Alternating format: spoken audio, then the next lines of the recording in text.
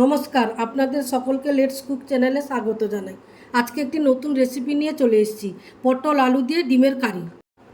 উপকরণগুলি হলো ডিম, আলু, পটল, আদা, রসুন, পেঁয়াজ, হলুদ, লঙ্কা, বিভিন্ন বিভিন্ন মশলাপাতি যে যেরকম দিতে পারে সেগুলো সব রকম দিয়ে একটা ডিমের কারি। কড়াই গরম করে তেল দিলাম, তেল গরম হয়ে গেলে ডিম দিলাম, আস্তে আস্তে করে ডিমগুলো ভাজলাম, একটু নাড়াচাড়া করে ভালো করে ভেজে তুলে নিলাম।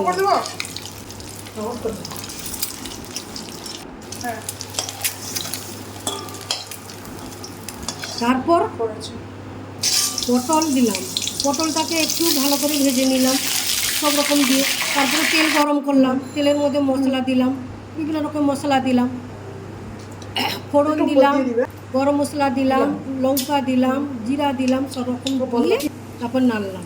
তারপরে পেঁয়াজ দিলাম, পেঁয়াজ দিয়ে একটু নাড়তে হবে, পেঁয়াজটা লাল। রসুন দিলাম, তারপর আদা দিলাম,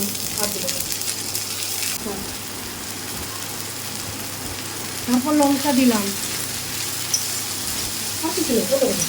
একটু নাড়াচাড়া করতে হবে। পটল আলু একসঙ্গে ঢেলে দিলাম,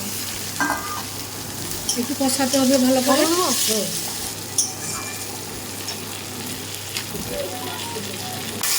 গরম জল দিয়ে দিলাম,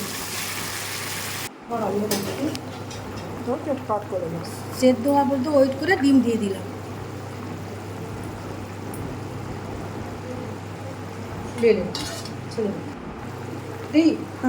গরম মশলা দিলাম।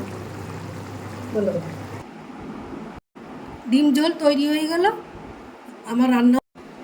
ডিমের ঝোল দিয়ে রুটি, ভাত, যে যাই রকম খেতে পারেন। আমার ভিডিওটি ভালো লাগলে লাইক, কমেন্ট, শেয়ার, সাবস্ক্রাইব করুন।